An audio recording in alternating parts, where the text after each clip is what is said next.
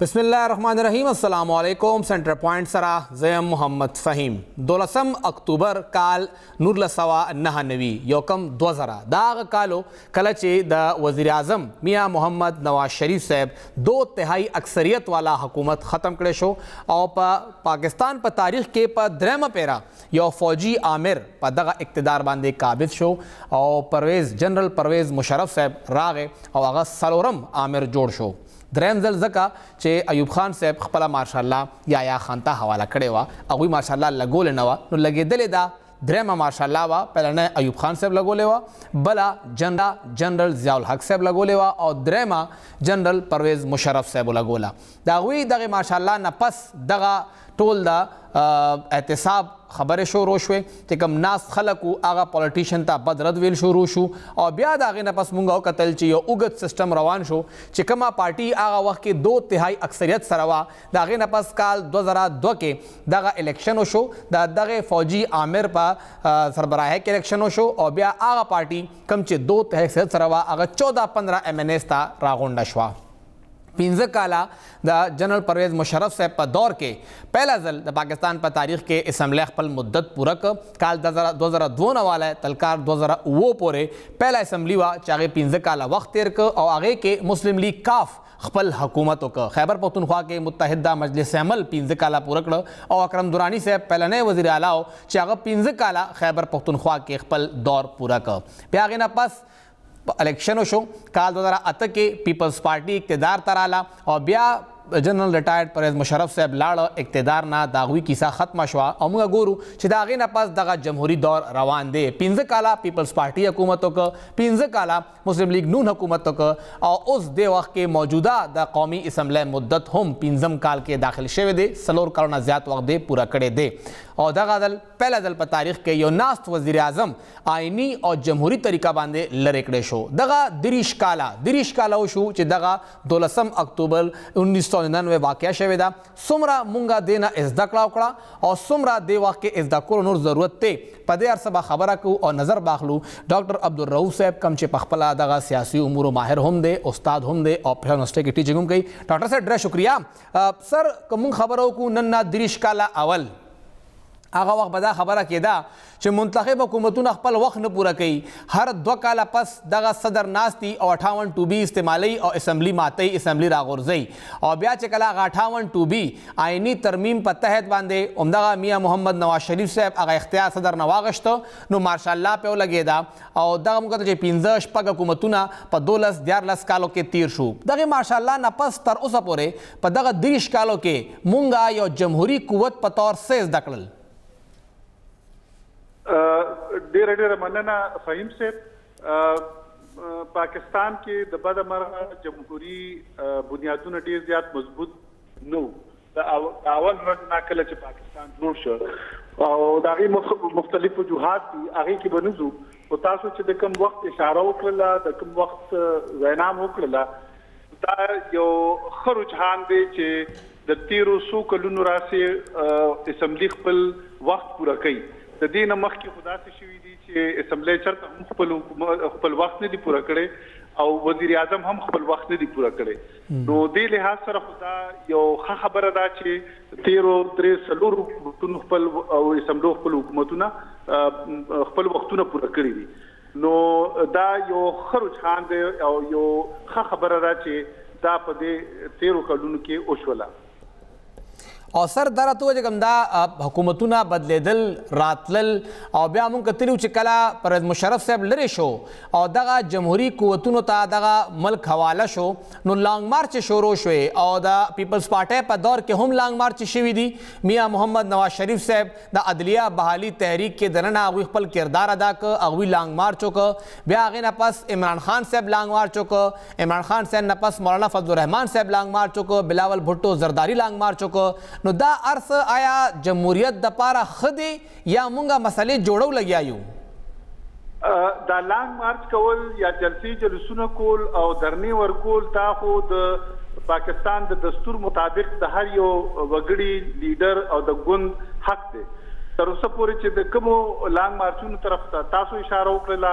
دغه کې شوي دي، نو دا د جمهوریت یو خوبصورتي ده، ښکلېوالی دی چې په دې کې خلک د موجود حکومت سره اختلاف وکړي او د خپل اختلاف اظهار وکړي. خدا تر دا هغه وخت کې بیا مسله جوړیږي کله چې دا د پرامن احتجاج په ځای باندې دا بدامنۍ طرف ته لاړ شي او قانون په خپل لاس کې اخیستلو تابع وکړي او لیډر او مختلف سیاسي ګوندونه. نو په دې وجه باندې که چرته دا دغه پورې وي چې دا خپل احتجاج ریکارډ کړي نو دې کې اس بده خبره نشته او دا به جمهوریت لپاره یو ښه خبره وي. خو د ټولې خبرې د آئین او د قانون دننه پکار او که کله آئین او د قانون نه بهر ته وځي نو بیا دا د جمهوریت لپاره د نقصان باعث جوړي. او سر دا راته ووایه چې کله دغه حکومتونه بدلیدل مونږه د 90 دهایي ته وګورو نو هغې کې به دا الزام لګېده چې پالیټیشنز په خپله تلل او دغه اسټابلیشمنټ ته به منتونه کول چې دا ناست حکومت لرې کړی او مونږه راولی. خو بیا د هغې نه پس تاسو به کتلي هم وي چې کوم دا حالاتو پرویز مشرف صاحب لاړه ملک کې دنه ترهګري وه بدامني وه یو توانایي بحران مخې ته راغلی و. د عمران خان صاحب دھرنه کې دا مطالبه راغلی وه چې امپایر به خپله ګوته اوچتوي. بیا هغې نه پس هغه ګوته اوچته نه شوه. بهرحال خپل مدت پوره شو خان صاحب حکومت ته راغی اچوس لرې شو نو بیا هماغه اسټابلیشمنټ ته بد ردې ویل. نو آیا دغه پالیټیشنز زده کوي نه د سسټم نه چې خپلې مسلې په خپله خپل منځ کې هوارې کړي نه چې دریم قوت ته بار بار دعوت ورکوي؟ فهیم صاحب تاسو چې کوم وخت اشاره وکړه چې په هغې کې به دوه پارټو یو بل اقتدار د ختمولو دپاره بهر ته راوتل. نو د هغې نه د پاکستان مشرانو سیاسي لیډرانو زده کړه وکړله او د هغې په نتیجه کې چارټر اف ډیموکراسي هغې لاسلیک کړله او د هغې په وجه باندې پاکستان کې چې کوم ګوند الیکشن وګټه نو بل ګوند هغه ته پوره موقع ورکړه چې هغه خپل وخت پوره کړي. نو په دې وجه باندې دا خبره ټیک نه ده چې ګنې د پاکستان سیاسي مشرانو د تاریخ نه زده کړه نه ده کړې. البته د تېرو یو څو میاشتو نه لږ حالات بیا داسې دي چې د هغې دغه طرف ته اشاره کړي چې غالبا تحریک انصاف او عمران خان چې دی هغه بیا واپس هغه زور وخت طرف ته د پاکستان او د خلک بوتلل غواړي. هغه بهرحال د یو افسوس خبره ده. او سر دا راته ووایه چې کوم دغه جمهوري قوتونه دي دوی اکثر لا خبره کوي چې مونږه جمهوري خلک یو مونږه جمهوریت باندې اعتماد کوو زمونږه ټول انحصار په جمهوریت دی. خو دغه جمهوري قوتونه کله هم په خوشحالۍ باندې بلدیاتي انتخاب د جمهوریت نرسري ته موقع نه ورکوي. او کال 2015 وي چې کله سپریم کورټ هغه وخت کې هم په زبردستۍ باندې الیکشن وکړه یا که مونږ کال 2001 کال 2015 خبره کوو چې کله پرویز مشرف صاحب ناست و او اوس هم چې کوم بلدیاتي نظام دی دا د سپریم کورټ په حکم باندې جوړ شوی دی او دغه څلور واړه حکومتونو که پاکستان تحریک انصاف وي که پیپلز پارټي وي که نون لیگ حکومت وي هغوی همیشه دغه نظام کمزورې ساتلی دی. نو دې باره کې به سر کله زده کړه کېږي چې خپله دغه نرسري هغه نه مضبوطوي الټا یې کمزورې ساتي؟ دا خو ډېر د افسوس خبره ده کوم طرف ته چې تاسو اشاره وکړله. خو بیا هم چونکې دا سیاسي ګوندونه او دې پارټو ته خلک ووټونه ورکوي او د ووټونو په نتیجه کې دوی په اقتدار کې راځي او د دې پالیسۍ د عوامو د حمایت په بنیاد باندې وي. نو په دې وجه باندې کله چې دا خلک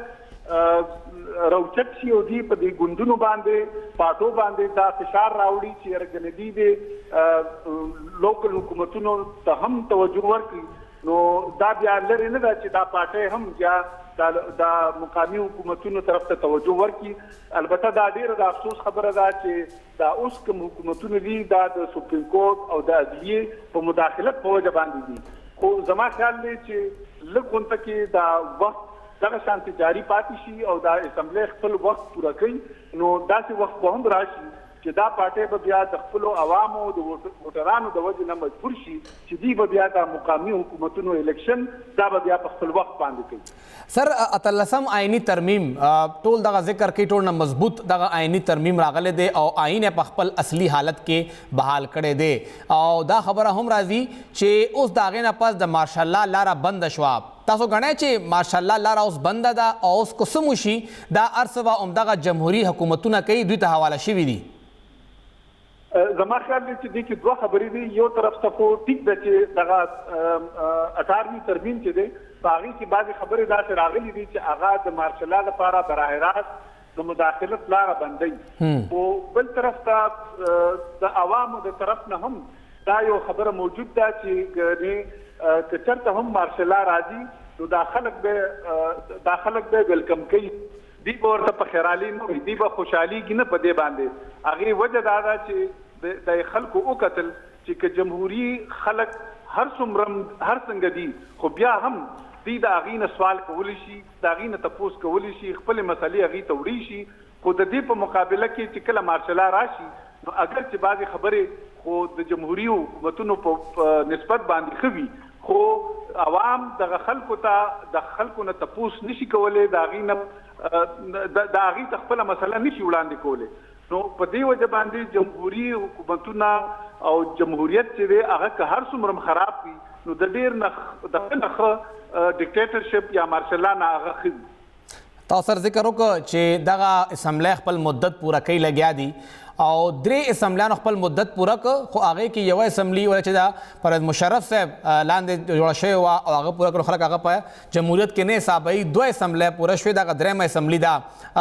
خپل وزیر اعظم به دا 15 کاله وخت کله پوره کوي؟ څه ګڼئ هغې کې لا وخت شته یا هغه هم ډېر نږدې دی او ډېر زر به مونږ یو وزیر اعظم 15 کالو پورې ناست ګورو؟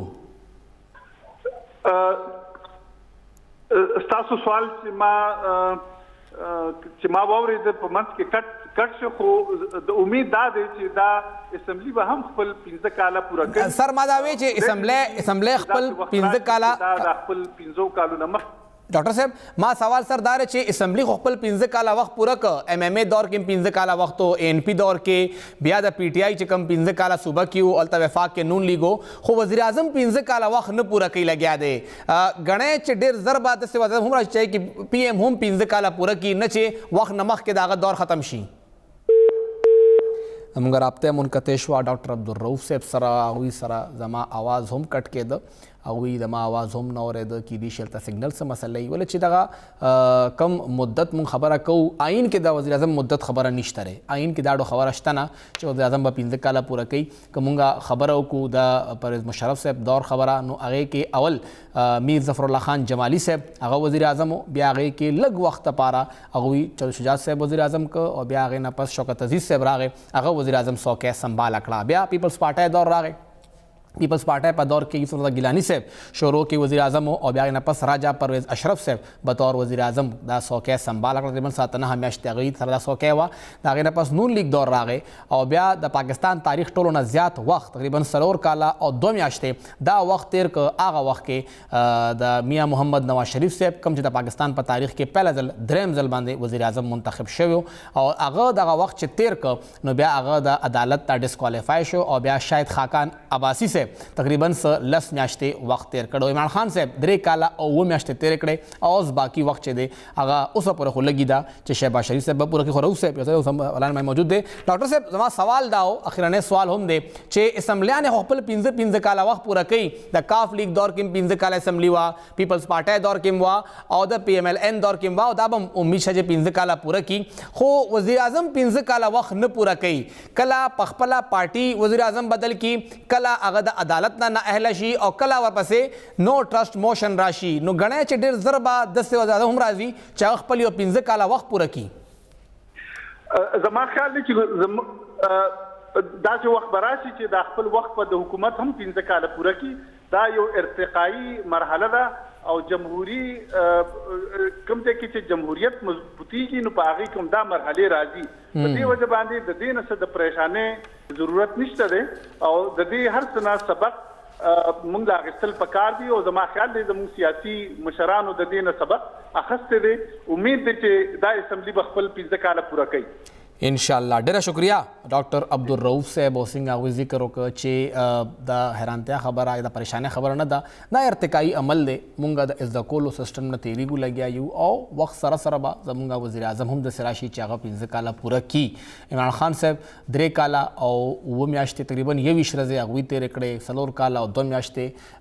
نواز شریف صاحب تېرې کړې، تقریبا سره پاسه 4 کاله هغه وخت وزیر اعظم یوسف رضا گیلانی صاحب تېرې کړي دي او بیا که مونږ ګورو نو 4 څلور کاله د پاکستان جوړېدو نه پس زمونږ چې کوم شهید ملت دی لیاقت علي خان صاحب هغه تېرې کړی دی په مینس کې چا هم دومره ټایم تیر نه که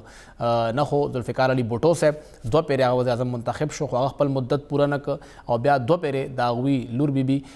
محترمه شهید بېنظیر بھټو هغې هم 2 ځله منتخب شوه خو وخت یې پوره نه که 2 پیرې نواز شریف صاحب او بیا 3مه پیره هم منتخب شو خو بیا هم هغه وخت پوره نه که مسلم لیگ کاف چې هغې ته پوره چتري ملو وه د اسټابلیشمنټ اسمبلی پوره که وخت خو وزیر اعظم هلته هم 15 کاله پوره نه کړل او بیا هغې نه پس موږ ګورو چې اوسه پورې چا هم 15 کاله نه دي پوره کړی مخکې وزیر اعظم یا لرې کړي شي یا پارټي لرې کړي یا عدالت نه یوسف رضا ګیلاني صاحب هم د عدالت نه ډسکوالیفای شوی او نواز شریف صاحب هم د عدالت نه ډسکوالیفای شوی دی نه اول به صدر پاکستان هغه به وزیر اعظم لرې کو او یا په هغه باندې ماشاءالله لګېده څنګه چې په ذوالفقار علي بھټو باندې ماشاءالله لګېده او څنګه چې موږ ګورو چې میاں محمد نواز شریف صاحب باندې هم ماشاءالله لګېدلې وه دا دواړه الیکټډ پرایم منسټرز او 12 اکتوبر 1999 دا ورځ به همیشه یاد ساتل پکاري چې آخر په دغه ورځ باندې شوي سو یو وړه شان دم اخلو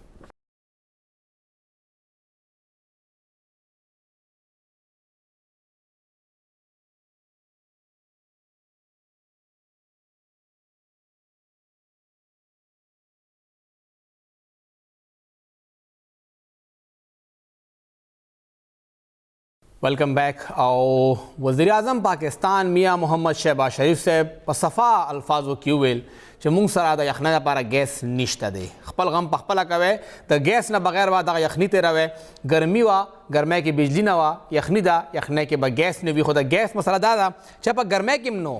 دې ځله په ګرمۍ کې هم ګیس نو او حکومت به دا الزام لګاو چې دا خو د تېر حکومت کار و او هغوی په ټایم باندې LNG پاور پلانټس وانه غوښتل ځکه موږ سره ګیس نشته موږ به هر څه په وخت باندې کوو خو نن خو صفا خبره وکړه لا ګرمي تل هم نه ده دغه کلایمټ چینج چې اکتوبر دغه د نیم تیر شو خو موسم لا نه دی یخ شوی خو بیا هم موږ ته وینا وشوه چې ګورې موږ سره ګیس نشته دی دغه چې ګیس نشته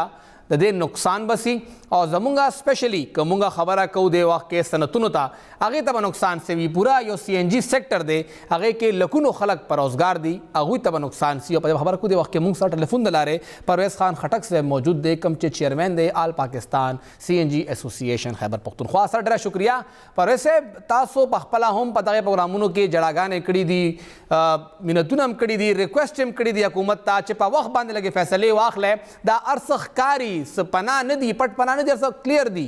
څه به وایه چې اوس نه وزیر اعظم صاحب وایي چې ګورې ګیس موږ سره نشته یخنۍ دپاره بسم الله الرحمن الرحیم اول خو زه د مشرق ټي وي او د سنټر پوینټ کې د فهیم بھائی ستاسو ټولو ملګرو ډېره شکریا ادا کوم چې دومره اهمترین پوینټ باندې تاسو زموږ رایې چې دی نو هغه عوامو سره شیر کوئ ما ته یو 2 منټه ملو شو نو زه به لږ مکمل ډیټیل سره یو بریفلی دغه حکم چې پاکستان کې دې ټیم کې ضرورت څومره دی او مطلب دا انرژي کرایسس معاملې کم طرف ته روانه جی دې ټیم کې زموږ په ملک کې ضرورت چې کم دی هغه 7000 MMCFD دی او زموږ پروډکشن دې ټیم کې چې کوم روان دی کو هغه ایکسپلوریشن دی کو هغه انرژي ټرمینل دی هغه 4000 MMCFD دی یعنی شارټ فال چې دی هغه 3000 MMCFD چې دی هغه شارټ فال روان دی او 3000 مطلب دا دی چې زموږ KPK صوبه چې دا پوره صوبه دې ټیم کې 3 نه 400 باندې ټول سینجیګان ټول انډستری ټول صوبه چې دی هغه چلیږي نو تاسو وګورئ چې 3000 مطلب سره دا څومره غټ ګیپ دی دا څومره غټ دغه چې دی او د دې لپاره چې تیر شوی مختلف حکومتونو کم کارونه کړی دي نو په کې درې اهمترین پروجیکټس یو اعلان شوی یو ټاپیو برادر ټاپی ترکمنستان افغانستان پاکستان انډیا چې کوم پایپ لاین او د تیر شوی سلويختو کالونه د التوا شکار دي دویم چې کوم هغه پاک ایران پایپ لاین چې هغه انټرنیشنل سیکشن په وجه باندې چې دی نو هغه مطلب اوسه پورې د التوا شکار دي دریم چې کوم دنیا کم طرف ته روانه ده او هغه شارټ دغه هغه LNG ټرمینل جوړولو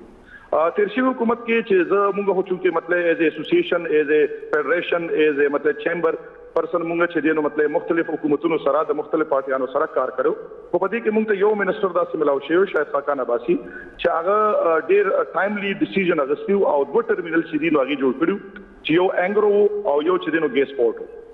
پدې کې 600 MMCFD یو کیپاسټي او بل 750 کیپاسټي و هغه نه بعد چې دینو بیا په دې باندې مزید ټرمینل جوړولو او مزید ایکسپلوریشن کولو کوم مطلب مزید پای باندې کارونه شو زه هغه طرف ته هم راځم خو اوس دې ټیم کې مونږ ته لکه سکول پکار دي چې کوم بار بار مونږ حکومت سره میټینګ کوو. تاسو وزیر اعظم خبر وکړه مونږ په دې باندې تقریبا وزیر اعظم هاوس کې 7 غنټې زمونږ بزنس کمیونټي راوخته وا چې پای کې زه هم او په دې باندې 7 غنټې زمونږ میټینګ شوه دي چې 3 غنټې زمونږ سره وزیر اعظم دې کې چې دې تیر کړی دي او په دې باندې چې دا انرژي کرایسس بس څنګه ختميږي ځکه دا په امپلویمنت ان امپلویمنت دغه شي انډستری به تباشي. نو دې کې چې یو خو مزید ټرمینل چې د ناغي ضرورت وو تیر شوی حکومت چې کوم دا اوس تیر شو نو دا 3 کال کې دا پټرولیم منسټری چې دا یا فاینانس منسټری چې دا د ریډ کی هډی وی د یو حکومت جی جی بالکل. خو تیر شوی بدقسمتي زموږ دا وا چې تیر شوی حکومت کې په 3 کال کې 3 منسټران چې دي هغه بدل شوی دي دا پټرولیم منسټر چې څنګه به هغه پول شو نو مطلب هغه بدل شو. نو لہذا تیر شوی 3 کال کې خو بالکل په دې باندې کارونه شو چې مزید ټرمینل جوړ شي او موږ ایگزون داسې یو کمپنی راوسته وا امریکن کمپنی وا ایز ا پرایویټ سېکټر موږ هغه راوسته وا چې هغه دې ته تیار و چې هغه مطلب ایز ا پرایویټلی یو خپل چې دینو ټرمینل جوړولو دا سه نور تعبیر دی نور داسې مطلب کمپنیانی دي چې هغه مطلب ټرمینل جوړول خو هغه طرف ته مطلب کارونه شو چې دا اوس ډېر سخت ضرورت دی. سیکنډلی ایکسپلوریشن یعنی ایکسپلوریشن د تاسو ویم چې زموږ کیپی او کو تاسو واخلي کیپی دې ټیم کې مطلب ټولو کې رچ ګیس ایریا دا مطلب دې کې چې کم ګیس روزي هغه دومره بهترینه جی سی بي د داغه چې هغه کو لګم روزي نو داغه تپش زیاتی الته کې د ایکسپلوریشن لکه تاسو به اوریدلی وی او میاشتنه چې وزیرستان کې زموږ ماري ګیس چې دې کم چې ګورنمنت اون کمپنی دا هغه چې نو مطلب یو ایکسپلوریشن کړی دی چې هغه د 200 ایم سی ډی نه 19 تر فی الحال 20 دی د 20 نه مطلب 200 پوری جی نو دا ایکسپلوریشن ضرورت دی. تھرڈلی فلیر ډراګمنت چې زمونږ ویل هډز دی لکه او جی ډی سی ال شو پی پی ال شو مول شو ماری ګیر شو دا ډیفرنٹ کمپنیز دي چې هغه سره کوم فلیر یا دغه چې دی ډورمنت سکویان دي فورا دغه لپاره حکومت ته پکار دی چې هغه یو سمپل پالیسیز جوړ کړي او دا کوم پرایویټ بزنس کمیونټي چې دا هغه په خپل استعمال کې راولي یو خو به انوایرنمنت دغه سره خشي او یو کافي موږ چې کوم سروې کړی دا نو تقریبا 300 ایم ام سی اف ډي چې دی دغه ټول ویلز دغه ټول فلیر ګیس یا دغه ټول چې ډورمنت کویان دي دا کوم مطلب موږ په کار کې راولو نو مطلب دې سره دومره شارټ فال چې دی هغه پوره شي. نو دې باندې لکه د کار کولو ضرورت دی. دا غي نه علاوه امپورټ بل کمیږي د چا سره د سی ان جی سېکټر سره کمیږي ځکه چې سی ان جی سېکټر واحد داسې یو سېکټر دی چې دا په زیات ریټ باندې ګیس اخلي او په ټایم باندې پیسې درکړي.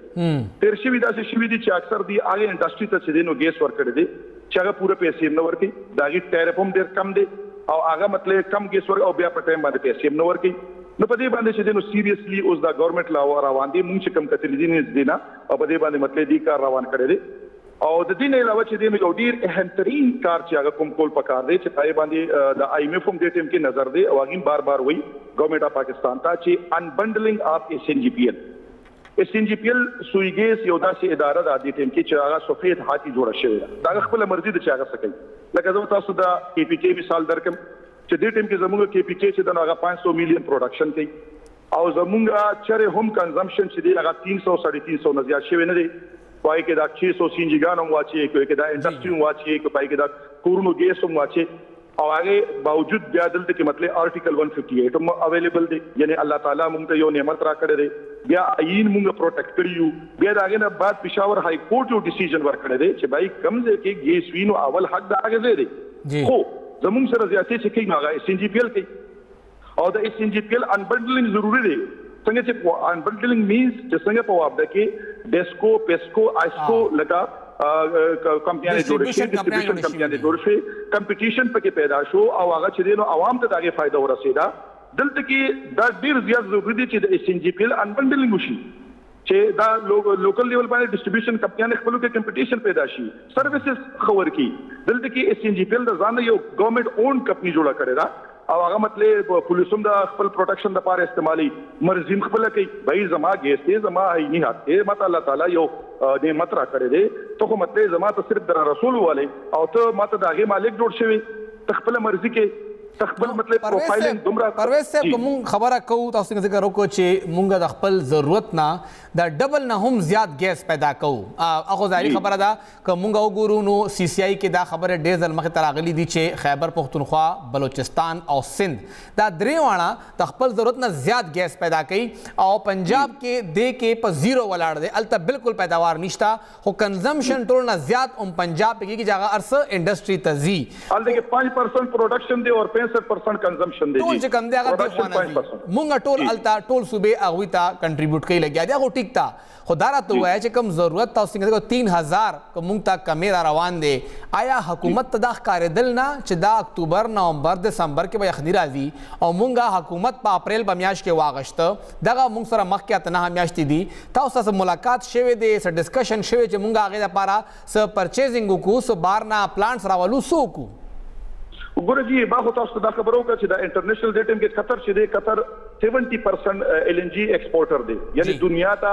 چې کوم ایکسپورټ کیږي هغه کې 70% چې دا هغه قطر ورکوي قطر زموږ یو برادر ملک دی یو اسلامي ملک دی دا غي سره زموږ خو یو دغه روانو او په هغه بها باندې انګرو ټرمینل جوړ شو ګیسپورټ جوړ شو خو زبوزل ته کې بیا بل لکه خلک وایي چې سیاسي دی خو زه خو خبره کوم چې هغه بالکل ماته لکه زما ملک سره یو زیاتی کیږي زما انرژي کرایسس راغی زما ملک مطلب په تیارو کې ډوبېږي دا د تیر شوی حکومت په کار دا و چې هغه په درې کال کې د هغې مطلب ډېر ښه ټایمونه راغلي تاسو یقین وکړئ چې کوم د وبا راغلی وه په هغې ټایم کې LNG دومره بهترین ریټس راغلي او دومره ښه لانګ ټرم اګریمنټ کېدی شو شارټ ټرم اګریمنٹ کېدی شو سپاٹ پرچیزنگ بہترین کېدی شو دغه درې کاله کې دومره انسرټنټي وه دومره ټیم نه ہونے کی وجہ ټیم ورک نو چې هغې کې به هر کال منسټر چینج کېدو او الته کې دغه طرف ته د دینو خو دغه دوه ټرمینل ټیکنالوژي سر پروفیسر صاحب هغه کلیئرلی سو پیره شاید خاکان صاحب موي چې کلا د LNG ډیماند نیوي تاسو هغه ټایم کې معاهده کوي چې ارزانه ملو شي چې کله ډیماند جوړ شي بیا اتوماتیکلی شي ګران وي او نورم ګاندې باندې خرڅي ته گیر شوی خو آیا دغه حکومت دغه ډیماند مطابق په مئی جون جولای کې نشو غستیدار څه نه دا خو ګورې چې داسې دي که نه دا خو د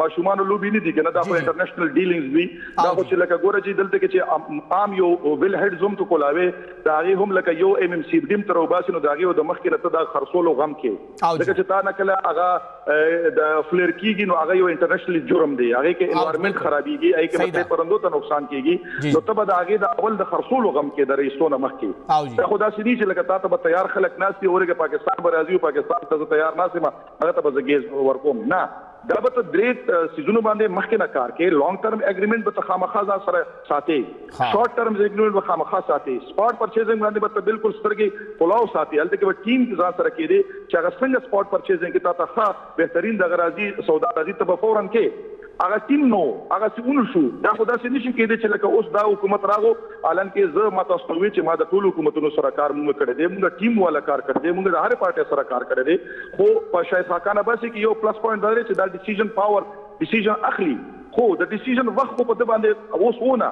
اوس چې د دې کوم کارونه روان دي چې دا مونږ ورسره کوم میټینګونه کوو پای کې مونږ په دې باندې کنوینس کړي دي چې تاسو هغه انډسټري ته لکه ګیس ورکړي چې کوم زیات ریټ درکړي کوم ټیرف یې ښه دی کوم مطلب هغه امپورټ بل کموي هغه کې حکومت ته فایده وي د امپورټ په بل کې مطلب فایده رسي نو هغه تاسو مطلب پروموټ کړي ان بنډل کوي ایکسپلوریشن باندې کار وکړي چې دا کوم پروجیکټ ګورنمنت سي دا مطلب دغه کوي لکه پروفیسر دغه یخنه کې به مونږ هم دغه 4000 باندې بس همدا ګیس ته رو مونږ سره دا ګیس زیاتې دی نشي دغه 4000 به وي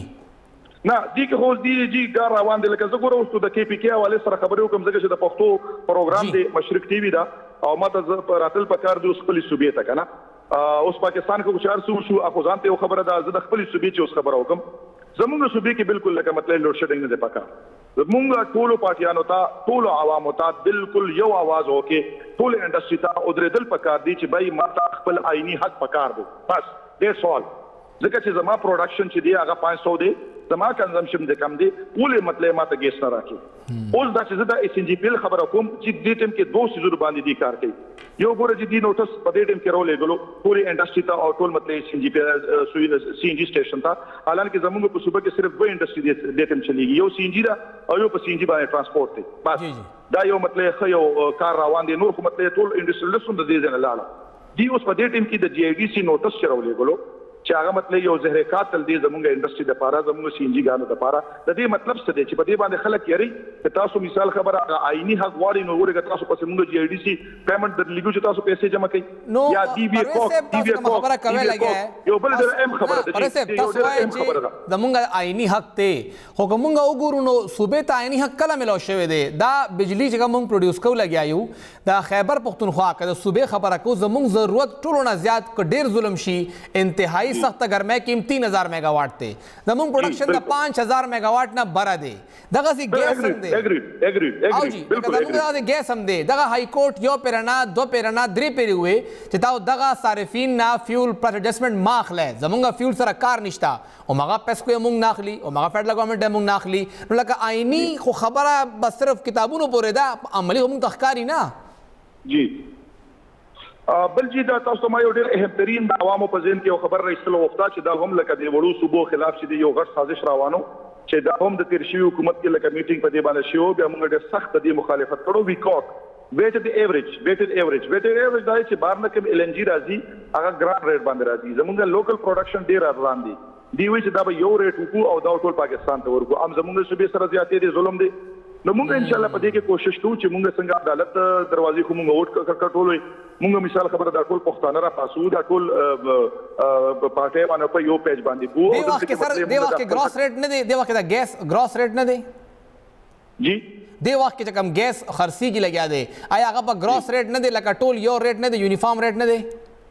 نه کوم چې ال ان جی راځي نو ال ان جی ریټ جدا دی او کوم لوکل پروډکشن انډیجنس ګیس چې ورته وي هغه مطلب کم ریټ زموږ د ټیم کې صوبه کې چې دی نو هغه ریټ انډیجنس ګیس هغه ریټ چې کوم مطلب لوکل ریټ هغه باندې پروډکشن کاست کم دی جی او ال ان جی چې د ال ان جی کله زیاتیږي ریټ او کله کمیږي هغه ډیپند اون مارکیټ انټرنیشنل مارکیټ ګیس کې به هم د بجلی والا ماډل راځي په بجلی کې په تیلو باندې بجلی جوړیږي او په اوبو جوړیږي ټولو ریټ یو رنګ خرڅيږي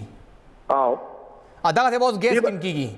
دا تیر شوی حکومت دا یو پالیسی اناونس کړی و په دې باندې کار روان کړو او الحمدلله مونږه ټول صوبې چې دینو او په دې کې ټولو کې خکردار چې ادا کړو هغه سن ادا کړو چې سن بالکل مطلب دغه ټي سی او چې دینو هغه سن و جوړ شوی او هغه مطلب دې سخت مخالفت کړو چې نه بس ما سره مطلب یو پروډکشن په کم قیمت کیږي دا زما قسمت ته او نور مطلب ال ان جی کله زیاتی کله کمی اخو لکه ځان ته خبرې دي کنه نو دا دغه طرف ته دا خبرې روانې دي او موږ ان شاء الله کوشش دا دی چې موږ مطلب هر دروازه کټاو کو او موږ د خپل آئینی حق واخلو او زموږ جی حساب ډیر لګی دا موږ کنزمپشن هم ډیر لګ دی ډیر لګ ګیس موږ استعمالو موږ خو سم چې نیټ ایکسپورټر یو موږ خو پاکستان ته ورکو مطلب موږ خو نیم په نیمه پاکستان ته ورکو نو زه دا وایم چې د کې مطلب واقداران چې کوم دا ملکی سطح باندې لري او کو د هر دغه لیول ولدي هغه دې دا سوچو کی چې یو کشر روډ چې کوم حق جوړیږي او هغه ماته هم پکې راکې نو مطلب موږ دا کو دې دا سوچ کول پکار دي چې دی هغه ته حق ورکړي ځکه دغه نور سشته دم نه دغه یو سی ان جی دا یو سو انډستری دی او په دغه باندې د ترانسپورت ولا یو روزګار روان دي دې سره ډېر غټ ان امپلویمنت پیدا شي ډېر غټه بیروزګاری و پیدا شي ډېر غټه مهنګائی به راشي ډېر غټ مطلب ګوره پولوشن چې دی پولوشن د سی ان جی په وجه باندې جی پېښور څومره کنټرول شو څومره ښه شو کنه نو دې ټول خبرو ته یو پروډکشن زموږ خپل دی نو چې کم از کم استعمال خو ډېره شکریہ پرویز خان خټک صاحب او څنګه هغوی ذکر وکړه جړه هم په دې راځي چې دغه صوبه بجلی جوړوي دغه صوبه ګیس جوړوي ګیس روزي دغه صوبې نه بجلی دغه صوبه پروډوس کوي کېږي خو هغه موږ ته ملاویږي نه تیل زموږ ضرورت نه زیات پروډوس کېږي لګیا د لپاره بیا ټول د یو ملک خبره کوي چې یو ملک ته خو چې کله اوړو خبره راشي بیا هره صوبه ځانځاني کوي بیا پنجاب کې اوړو په بیل قیمتي او پېښور کې خلک پکې یو بل اولی یو بل وخی ټکی پرون هم دغه مسله شوې ده پېښور کې دغه جمیل چوک کې د اوړو یو بوری دپاره هوایي فایرنګ شوی دی خلک زخمیان شوي دي نو بیا هره خبره کې یو ملک پکار دی یو پاکستان نه چې دو پاکستان یو وړه شنده مخلوق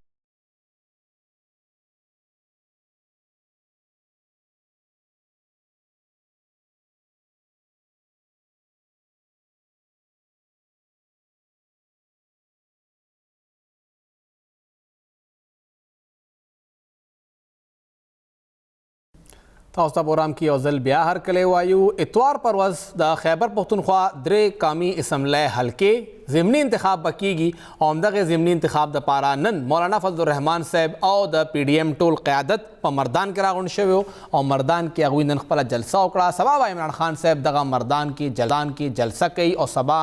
به هم په پی ډي ایم لخوا په 400 کې د هغوی جلسه شیډیول ده د جمعې ورځ به اخرنۍ ورځ وي چې خپل پوره کمپین وکړي او بیا به د خالي ورځ نه پس اتوار پر ورځ پولینګ کیږي څه صورتحال دی هرې حلقې صورتحال څه دی او دې وخت کې په ګراؤنډ ریالټیز څه دي دا هر څه به تپوس کوو دې وخت موږ سره ټلیفون د لارې سینئر صحافي او تجزیه کار پېښور کې د آج نیوز بیورو چیف محترمہ فرزانہ علی صاحب موجود رہا میڈم بہت شکریہ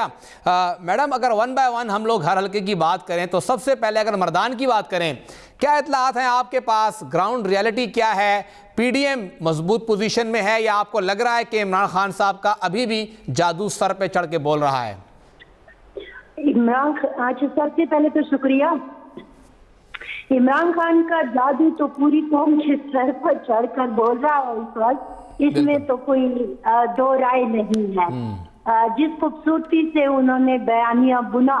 اگرچہ اس بیانی کا ابتیہ پانچہ ہو رہا ہے ایسا, لیکن عوام کے ذہن میں جو بات بیٹھ چکی ہے اس کو اتنی جلدی واپس نکالنا ممکن نہیں ہے. تو ایک تو بات یہ ہے کہ وہ جادو تو ہے اور وہ اگلے کچھ عرصے تک رہے گا, تب تک کہ جب تک کہ اس کا کوئی مؤثر ان پی ڈی ایم کی طرف سے یا آپ کہیں اپوزیشن جماعتیں جو پہلے تھیں اور اب حکومت میں ہیں, کوئی سالڈ اس کی چیز نہیں آ جاتی کہ وہ ان کو غلط ثابت کر دیں, جس میں ابھی تک وہ ناکام ہے. اب آ جاتے ہیں مردان کی طرف. آپ اگر دیکھیں تو مردان میں جے یو آئی نے اپنا جو امیدوار کھڑا کیا ہے ایک مضبوط کینڈیڈیٹ ضرور ہے, لیکن میں آپ کو یہ کہوں گی کہ چاہے مردان ہو, چاہے چارسدہ ہو یا پشاور ہو, اب آپ نے اپنے ووٹرز کو یہ مجبور کرنا ہے, ہم پہلے بھی یہ بات کر چکے ہیں کہ آپ دوسری جماعت کے اور خصوصاً اس جماعت کے کینڈیڈیٹ کو ووٹ ڈالیں گے جس کو آپ پہلے بیانیے میں ہمیشہ مورد الزام ٹھہراتے رہے ہیں کچھ چیزوں کے لیے. میں مثال دے رہی ہوں کہ اے این پی کا ووٹر جو ہے وہ جے یو آئی کو ووٹ ڈالے گا. نون لیگ اور پاکستان پیپلز پارٹی وہ آپ کو پتا ہے کہ اتنا کچھ خاص نہیں ہے وہاں پہ. مین جو چیز ہے وہ یہ ہے کہ اے این پی کا ووٹر جے یو آئی کو ووٹ ڈالے گا. اب آپ یہ بتائیے کہ دائیں بازو کی جماعت کا ووٹر جس کو آپ ساری عمر کچھ اور سمجھاتے رہے, اب آپ اس کو کہیں گے کہ ولی خان کے پوتے کو جا کے ووٹ دے دو, تو وہ کتنا مشکل ہے وہ آپ کو بھی پتا ہے اور مجھے بھی پتا ہے. لیکن اگر آپ نے اپنے ووٹر کو, جیسے کہ مولانا صاحب نے آج اسپیچ میں اور چیزیں بتائیں, کنونس کر لیا ہے, تو پھر کیا اے این پی نے بھی کنونس کیا ہے اپنے ووٹر کو؟ یہ ایک بہت بڑا سوال ہے جس کا جواب میں ابھی نہیں دے سکتی, اور یہ ہمیں 16 کو ہی ملے گا. اچھا پھر آپ آ جائیں, سیم ایگزیکٹلی یہ سچویشن جو ہے وہ آپ کو پشاور میں بھی نظر آتی ہے کہ یہاں پر آپ پاکستان پیپلز پارٹی کے ووٹر کو کہیں گے کہ آپ اے این پی کو ووٹ ڈالیں. پاکستان پیپلز پارٹی اور اے این پی بھی اسی سیم سچویشن میں ہے, اگرچہ یہ دونوں بائیں بازو کی اور لبرل جماعتیں مانی جاتی ہیں, اس بیانیے میں اتنا فرق نہیں ہے, لیکن جو کنٹروورسیز رہی ہیں ان کی وہ آپ اگر ماضی اٹھا کے دیکھ لیں تو وہ بہت ایک بھیانک شکل تک گئی ہیں. تو پھر کیسے ہوگا یہ بھی ان کے لیے بہت, اور خصوصاً اس وقت بہت زیادہ پرابلم ہے کہ جب پاکستان پیپلز پارٹی کے, اگر آپ اندرون شہر کے اس حلقے کی سچویشن دیکھیں تو وہ ایک دوسرے کو ووٹ نہیں دیتے, وہ اے این پی کو کیا ووٹ ڈالیں گے؟ اب یہاں بھی ایک بہت بڑا پرابلم ہوگا پی ڈی ایم کے لیے کہ وہ کیسے کنونس کریں گے. اچھا پھر آ جائیں چارسدہ میں. اب چارسدہ میں ظاہر ہے احمد صاحب ایک بہت اہمیت رکھتے ہیں اپنی پارٹی میں اس وقت, اپنے والد کے بعد وہی ہیں, ظاہر ہے ان کے والد دلیل ہیں, سیاست سے دور ہیں, وہی ہیں جو اس پارٹی کو لے کے ابھی چل رہے ہیں. تو کمپین تو انہوں نے بڑی اچھی کی ہے, اور آپ نے دیکھا ہوگا کہ کچھ عرصے سے وہ مسلسل خبروں میں ہیں اور بڑا اسٹرانگ بیانیہ لے کے چل رہے ہیں. آپ نے کل سوات میں بھی ان کی اسپیچ سنی, بہت لگا کے انہوں نے پاکستان تحریک انصاف کو تیر مارے ہیں. چاہے وہ ظاہر ہے اس کو انہوں نے بہت کیش کیا جو کچھ سوات کی سچویشن ہے, اور ہمیشہ اے این پی کا بیانیہ جو ہے وہ بڑا مضبوط رہا ہے دہشت گردی کے خلاف, اور وہ آج بھی اس کے اوپر کھڑے ہیں, اس کے باوجود کہ انہوں نے سینکڑوں لوگوں کی قربانیاں بھی دے دی. تو وہ چیز تو ہے کہ وہ آپ کیا ہے, لیکن اب یہ ہے کہ وہاں بھی جے یو آئی کا ووٹر کیا ان کو ووٹ دے گا؟ تو بار بار میری بات وہیں پہ آ کے رک رہی ہے کہ کیا پی ڈی ایم اے نے اپنے ووٹر کو کنونس کیا ہے؟ یہ ایک بنیادی کویسچن ہے. اگر تو ووٹر کو کنونس کر لیا تو پھر معاملہ تینوں جگہوں پر کانٹے کا ہوگا. لیکن اگر ایسا نہیں ہوا تو پھر بہت مشکل ہوگا. ہاں البتہ مردان میں مجھے تھوڑا سا JUI مضبوط نظر آ رہی ہے. بہت بہت شکریہ فرزانہ صاحبہ. اور آپ نے آخری جملے کے اندر سارا سمندر جو ہے وہ کوزے میں بند کر دیا کہ مردان میں پوزیشن مضبوط نظر آ رہی ہے PDM کی یا JUI کی. پشاور اور چارسدہ میں ابھی بہت کچھ کرنے کی ضرورت ہے. دغا حلقوں حوالے سرا چکما حلقہ کے سپوزیشن دے اور پتیر انتخاباتوں کے پدغ حشیویو اور اس دغا حلقوں کے صورتحال سدے پدے بخبر رکھو یہ بڑے شان دمے نہ پس.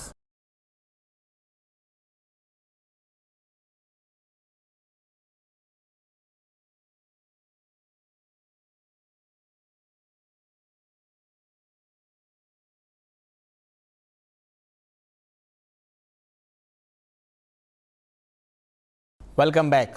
دا خیبر پختونخوا درے قومی اسمبلی حلقی دی اور کمون خبرہ ٹولونا پہلا دا NA-22 مردانو کو 2018 کے دغا حلقہ علی محمد خان صاحب دا پاکستان تحریک انصاف نا ولاڑو 58,577 ووٹوں نا آغاغستی و مقابلہ کے مولانا قاسم صاحب دا جمعیت علماء اسلام نا 56,318 MMA دا ٹکٹ ناغا ولاڑو اغا دغا الیکشن پا تقریباً سکم 2000 ووٹوں باندے بیللیو. جمشید خان صاحب دا مسلم لیگ نون اغا 36,625 ووٹوں آغستیو. ملک امان خان دا ANP اغا 27,104 ووٹ آغستیو اور شعیب عالم خان 13,000 ووٹ آغستیو. اغا تعلق دا پیپلز پارٹی ناو دے کمونگا درے وان حلقیو گوردا واحدہ حلقہ دا چلتا کہ دا PDM دیر زیاد ووٹ تے دا جمعیت علماء اسلام ووٹ امشتا التا کہ دا ANP ووٹ امشتا التا کہ دا مسلم لیگ نون ووٹ امشتا اور التا کہ دا پیپلز پارٹی ووٹ ہومشتا اور دا پاکستان تحریک انصاف سیٹو ظاہری خبر ہے ووٹ ہومشتا. دغا حلقہ کے دننا درے دا صوبائی اسمبلی حلقی رازی ملک شوکت صاحب دا PK 48 نا گٹلے دا PTI دے.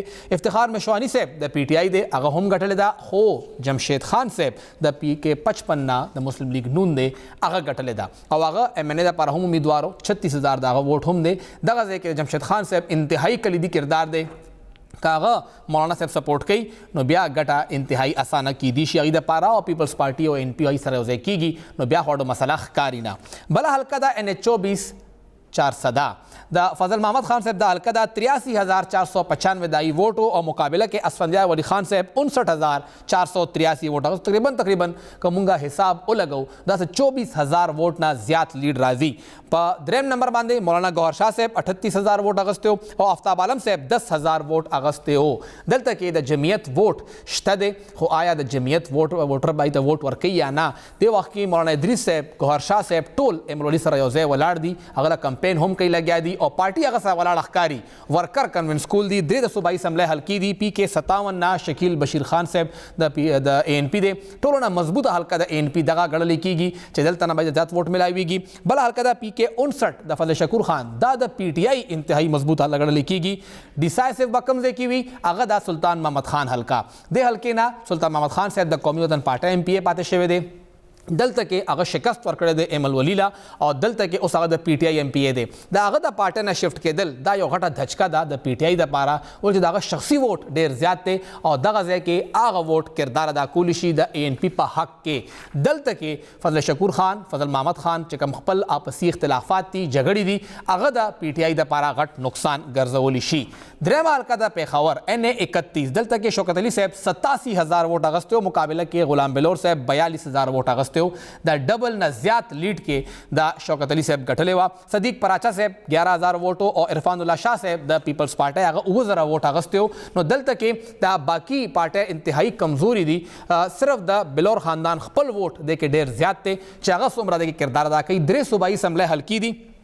PK 76 آصف خان صاحب مقابلہ کے امیدوار دا درے چند ووٹ نا اگر شکست ورکڑے ہو دا شپک ذرا ووٹ مخالف آغستے ہو اگر نور لزرہ ووٹ آغستے ہو. PK 77 کامران بنگش صاحب ہم درے چند ووٹ آغستے ہو دا ظاہر شاہ صاحب نا 30,000 ووٹ آغستے ہو اور بیا سمر بلور بی آگے پاس ضمنی انتخاب کے دغا سیٹ گٹلے دے. دا صورتحال دے اور دغا پیخور کے بلور فیملی مقابلہ دا حاجی غلام علی صاحب دے وقت کے کلیئرلی ولاڑ دے اور جمعیت علماء اسلام ہم سپورٹ کئی لگیا دا دغا دا ANP